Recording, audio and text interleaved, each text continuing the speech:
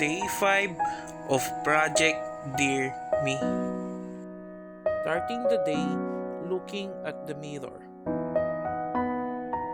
After that, I drink my coffee. Nilabas na natin ang ating kiluman. First meal of the day is totaling to 1,100 calories. And yes, may rice pa din. Dahil rest day natin today, tulog na tulog din ang ating nami. Pagod na pagod yarn. Went to the market and buy some stuff about our beef and our veggies. More protein, more success. We got home and prepared our second meal for today.